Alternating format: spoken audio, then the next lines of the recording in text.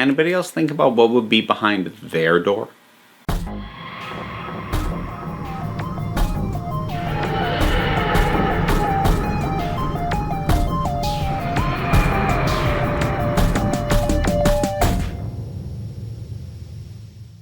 The God Complex. I'm not even going to be around the bush. This one's really good. There's so much I like about this episode. I love the concept. I love the location. I think the monster's really neat. I think the supporting cast is really solid. I think the central conceit behind what is going on and the way they deal with it is really cool. I think the note that goes on with Amy, Rory, and the Doctor at the end is really good. I just think this thing, top to bottom, it's just aces. I mean, I'll just get it out of the way because I may not even remember to mention it later. About the only thing that I would maybe bring up is that the Minotaur as a visual monster, they were kind of wise to hide it for a lot of it. It works well enough. It gets the job done. It's not amazing, and it's also kind of a slightly obvious way to go. You know, the corridors of a hotel are like a labyrinth. What's in a labyrinth? A Minotaur. Oh, that's a little obvious. And also the fact that the Doctor's room was room 11. Somebody thought that was clever. It's not.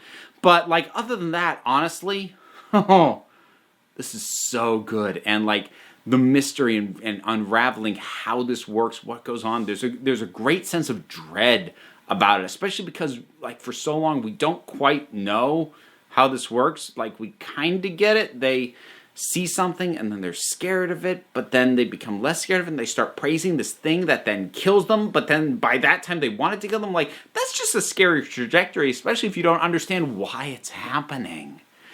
It's really cool, and the Doctor gets some really awesome, like, little moments. At the front end, he's got his bouncy energy. You know, when he gets told that there are things in the rooms. Things, hello, I love things, ask anyone. You know?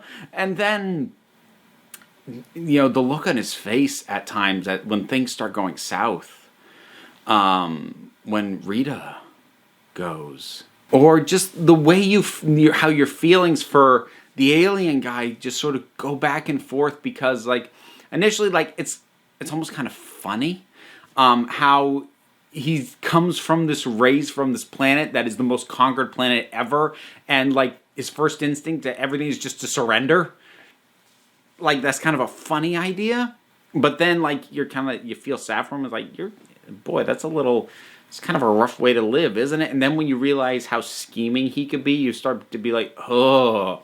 And then it also pulls a bit what Voyage of the Damned pulls, which is having a guy who you don't really like survive the whole thing, because neither the audience nor the Doctor gets to pick who lives. Sometimes the people you like are gonna die. And, like, Rita was great, and she was smart, and she had a great rapport with Smith, and even though she only appears in this one episode, you feel the loss when you realize she's gonna die.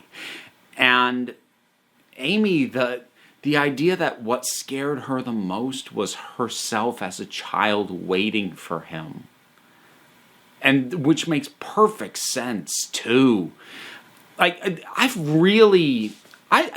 think I've said this, I've always liked Amy. I don't think I've ever not had an appreciation for Amy. But revisiting this has really upped how impressive I feel she is. In terms of both the performance and, like, just how she's constructed as a character. Moffat seemed to really get Amy as a character.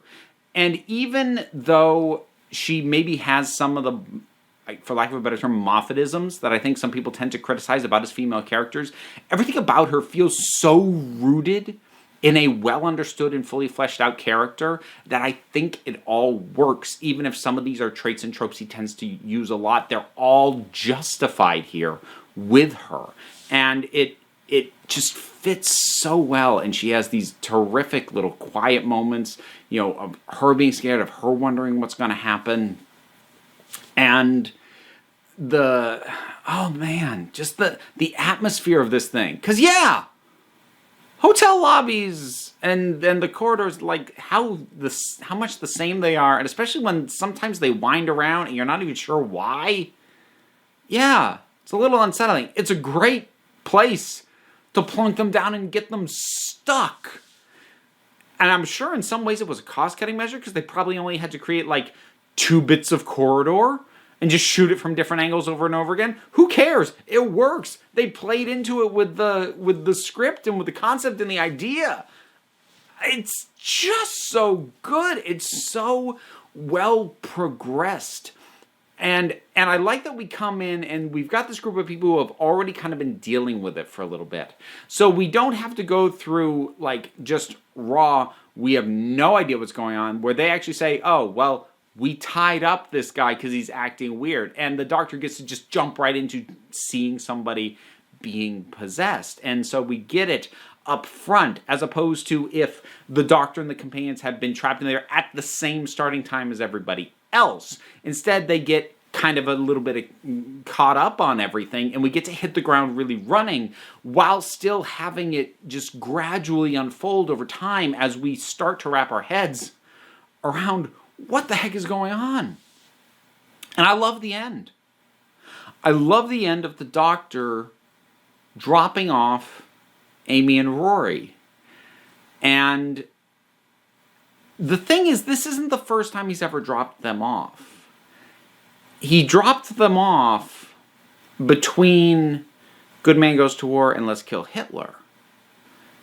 And we know that because they had to do the crop circle to get his attention. And even as the series opened, there was a stretch where, they were home and he was, kind of trying to get their attention a little bit. But there's something different about this time when he drops them off.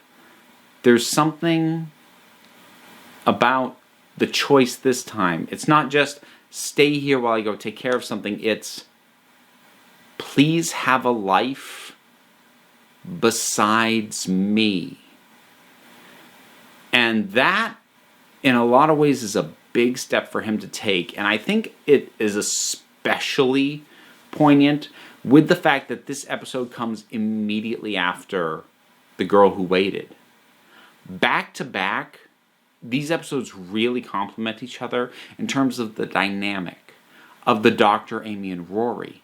In terms of the Doctor really seeing and properly appreciating the damage that being with him can do, and having a moment where he steps back, because the Doctor can be very selfish. Not just this Doctor, most incarnations of the Doctor are capable of being quite selfish. And, when it comes to relationships. And for him to take that moment and basically decide, I need to drop you off here so that I don't hurt you for at least a little bit. It's a big step for him. And it doesn't feel like the kind of self-torment that, say, Tennant did after Donna. Or even arguably after Rose. Because, he did this whole, no, I'm just traveling on my own. Just me. And it very much felt like he was trying to punish himself for what happened to Rose. And it feels a bit more this time like he is doing the hard thing now so that the worse thing later maybe won't happen this time. Or at the very least, he won't feel like their entire lives were tied up in him. And they had something that was just theirs. And I'm not sure he could have come to this kind of decision and taken this kind of action with any single companion. I think it kind of had to be Amy and Rory together. He had to see them together. He had to realize the kind of life that they as a couple might be able to have without him. Plus, of course, also, we are taking steps towards him, because at this point he is, seen when he's supposed to die, the circumstances under which he's supposed to die. So he's also sort of slowly marching towards his own death.